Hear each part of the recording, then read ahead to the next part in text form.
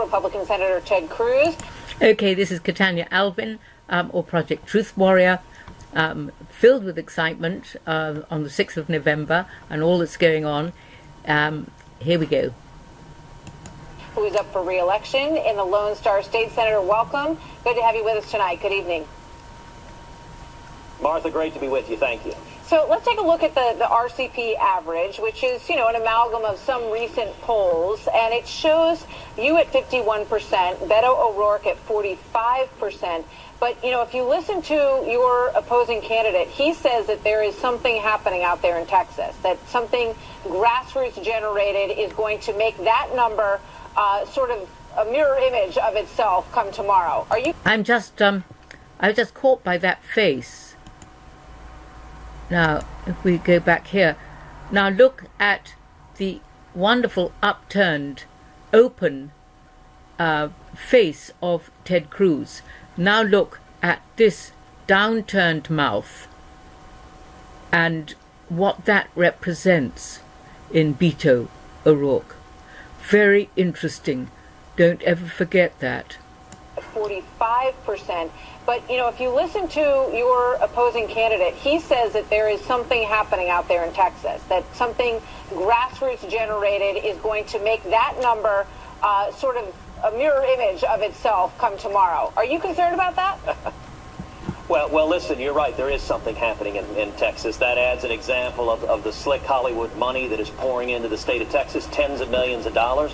But if you give me a choice between millions of dollars from Hollywood liberals or standing with the men and women of Texas, I will only the men and women of Texas. And I got to say, I'm encouraged. I'm encouraged by what we're seeing on the ground. I'm encouraged by the momentum. I think the momentum is with us. We've seen that because of the last few weeks. The O'Rourke campaign has gone hard negative. They've got super PACs flooding attack ads on the air because, look, the people of Texas, the values of Texas. They still think money can buy everything. And Ted Cruz is talking about the values of Texas, the values of Texan people, or the value of people. We believe in low taxes, low regulations, lots and lots of jobs. We want to secure the border, and we want to defend the Constitution and Bill of Rights. That has been my record in the Senate, and it's why I feel very good going into Election Day tomorrow. All right, so John Brennan... and he's got such a strong voice.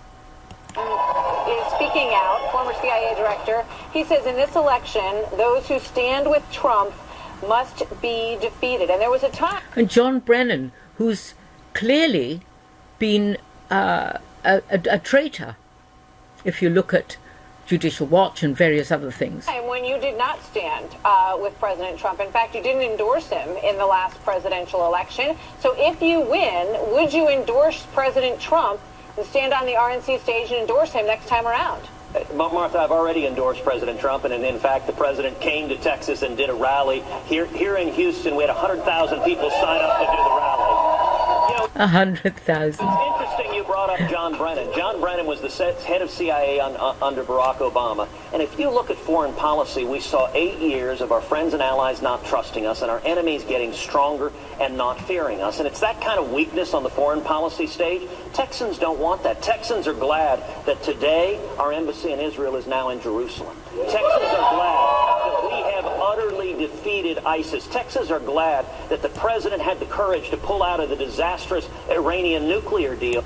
You see, actually, if you go back, Obama and the Bushes, Clinton and Carter, they were all British puppets under the Committee 300, the thumb of the Committee 300. And so in America, you've got thousands of traitors in your deep state.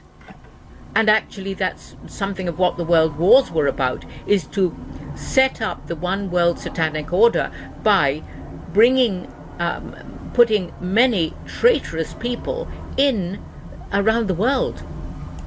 Beto O'Rourke, like Barack Obama, supported giving billions of dollars to the Ayatollah Khamenei, who chants death to America. And it was the BBC who actually spread his vitriolic CDs. Yeah, the Ayatollah Khamenei. And it was Britain that pulled out the Shah and destroyed, who was actually very pro the people. His sister was a British agent, his twin sister. It's not the value of Texans. It is the value, though, of Hollywood liberals. It is the value of the extreme left wing that wants to take on and stop.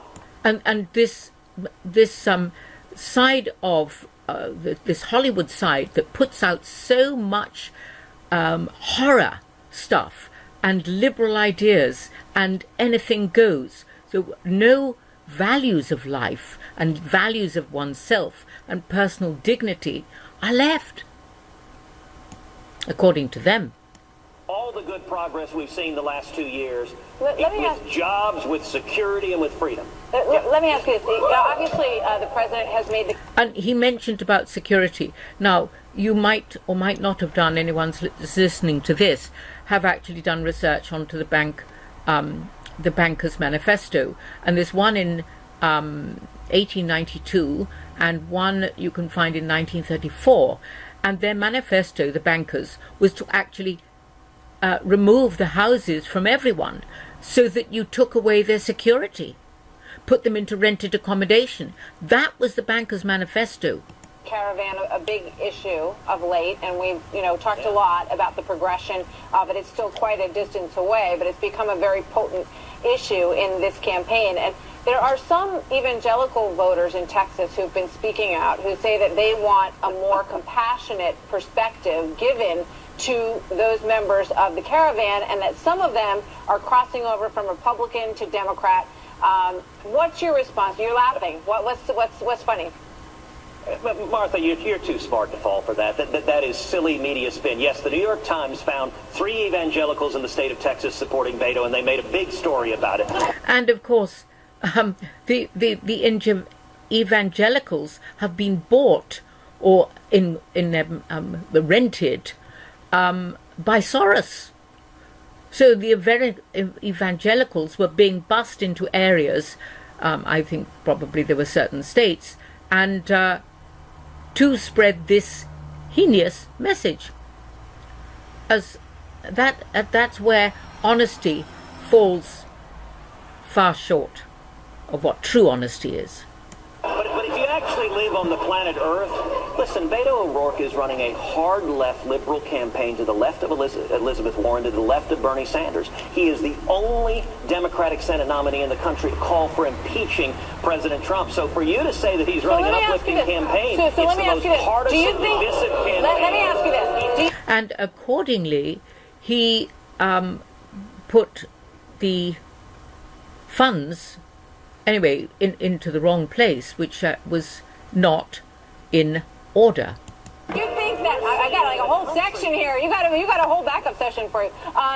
So let me ask you this: do you think that he, if you were going to just help him with his campaign, which of course you won't, but do you think he ran too far left in Texas? Do you think that if he had run more like a Joe Donnelly, for example, he would be a tougher candidate for you to beat? Listen, of course he did, but that's who he is. He is a far-left liberal. If you look on immigration, he supports open borders. He supports sanctuary cities. He opposes Kate's law.